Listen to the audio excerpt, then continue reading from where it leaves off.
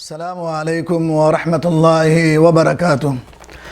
الحمد للہ رب العالمین والصلاة والسلام علی اشرف الانبیاء والمرسلین نبینا محمد وآلہ وصحبہ اجمعین، اما بعد فإن خیر الحدیث کتاب اللہ وخیر الہدی ہدی محمد صلی اللہ علیہ وسلم وشر الامور محدثاتها وکل محدثۃ بدعہ وکل بدعۃ ضلالہ وکل ضلالۃ فی النار۔ معزز ناظرین کرام و مشاہدین کرام،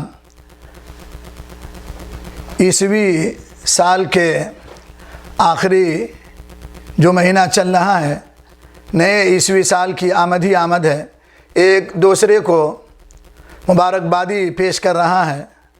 تو آئیے دیکھتے ہیں نیا ہجری یا عیسوی سال منانے کا شرعی حکم کیا ہے۔ نئے سال کے موقع پر ایک دوسرے کو مبارکباد دینے کا شرعی طور پر نہ کتاب اللہ میں، نہ سنت رسول اللہ صلی اللہ علیہ وسلم، نہ سلف صالحین، نہ تابعین، نہ تبع تابعین، نہ ائمہ اعظام، کسی سے بھی یہ ثابت نہیں ہے۔ کتاب و سنت میں اس کی کوئی دلیل نہیں ہے۔ ہاں، اگر کوئی مسلمان نئے سال کی مبارکباد دینے یا وصول کرنے کو مسنون سمجھتا ہے تو یہ انتہائی بڑی غلطی۔ ایسی صورت میں مبارکباد دینا بدعت اور اس کا جواب دینا بھی جائز نہیں ہے۔ وہ اس حدیث کا مصداق بن جائے گا جس کے بارے میں اللہ کے رسول صلی اللہ علیہ وسلم نے ارشاد فرمایا، من احدث فی امرنا ھذا ما لیس منہ فہو رد، کہ جو شخص ہمارے دین اسلام میں کسی چیز کو ایجاد کرتا ہے اور وہ دین کا حصہ نہیں ہے تو وہ شخص کا وہ عمل قابل مردود ہے۔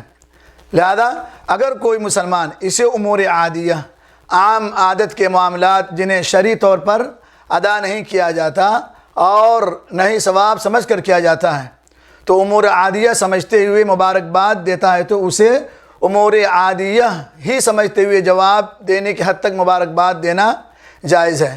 البتہ اس معاملے میں پہل کرنا ہرگز جائز اور درست نہیں ہے۔ خود سے کسی کو مبارکبادی نہ دے، اس کا شرعاً ثبوت نہیں ہے۔ البتہ دعائیہ کلمات اگر کوئی کہتا ہے کل آمن انتم بخیر، تو اس کے جواب میں وہ انت کذالک کہہ سکتا ہے کہ تم کو بھی۔ اگر کوئی کہتا ہے کہ اللہ اس سال کو خیر و برکت کا سال بنائے تو اللہ تمہارے لیے بھی اس سال کو خیر و برکت کا ثواب ملا ہے۔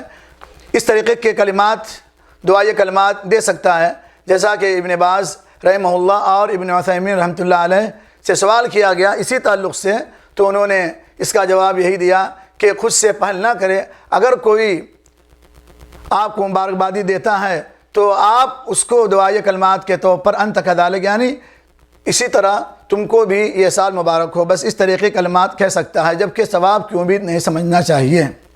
نئے سال کی آمد کی خوشی کا تہوار سمجھنا شرعاً کتاب و سنت سے ثابت نہیں ہے، اس لیے کہ امت مسلمہ کے لیے خوشی کے تہوار عید الفطر اور عید الاضحیٰ، اس کے علاوہ عمومی و اجتماعی طور پر مسلسل آنے والا موسمی خوشی کے تہوار کا شریعت مطہرہ میں کوئی ثبوت نہیں ہے، بس عید الفطر اور عید الاضحیٰ ہے۔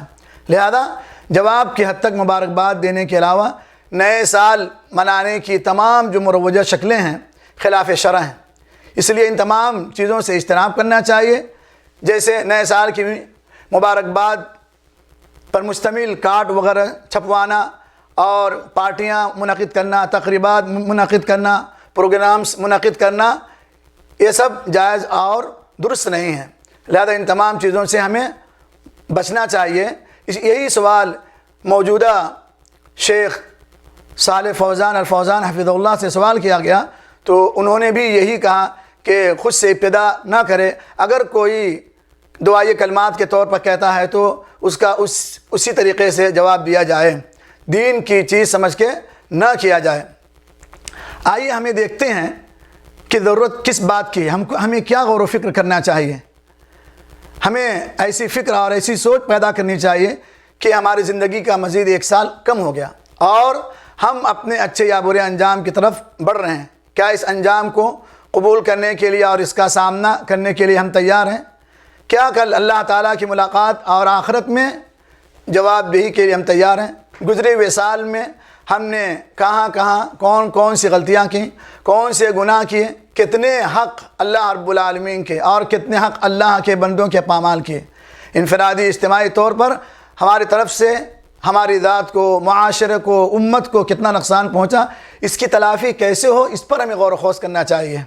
اور ہمیں یہ بھی سوچنا چاہیے کہ ہماری انفرادی اجتماعی حالت آج کیسی ہے اور پچھلے سال کیسی تھی، اور ہم کس کٹہرے میں کھڑے ہوئے ہیں۔ کیا آنے والے سال کو ہم گزرے ہوئے سال کے مقابلے میں بہتر بنانے کے لیے ہم نے کوئی تیاری یا کوئی پلاننگ کی یا نہیں کی؟ ان باتوں کو ہمیں سوچنا چاہیے۔ جو غلطیاں ہم سے گزشتہ سال ہوئیں، دوبارہ ان غلطیوں کو دہرانے سے ہم اپنے آپ کو کیا روک پائیں گے، ان تمام چیزوں کو ہمیں سوچنا چاہیے۔ یہ تمام سوالات ہمارے سامنے کھڑے ہیں۔ اسی طریقے سے سب سے پہلا، سب سے اہم پوائنٹ جو ہے کہ ہم آنے والے سال میں اپنی ذات سے خود کو، معاشرے کو، اس امت کو، اور سب سے بڑھ کر اللہ کے اس دین کو جس کی دعوت محمد صلی اللہ علیہ وسلم لے کر آئے تھے، ہم کیا کوئی فائدہ پہنچا سکیں گے؟ یہ سوال ہمارے سامنے کھڑے ہوتے ہیں۔ یہ ایک بہت بڑی ذمہ داری ہے۔ تو اللہ رب العالمین سے دعا کرتے ہیں کہ آج معاشرے میں رسمی اور مذہبی تہوار سمجھ کر یا خوشیاں مناتے ہیں جس کا شریعت سے کوئی ثبوت نہیں ہے، تو ہمیں لوگوں کو سمجھانا چاہیے اور انہیں بتانے کی ضرورت ہے، اور خود کو ہم اپنے آپ سامنے رکھیں کہ ہم آئندہ کے لیے کیا کر سکتے ہیں۔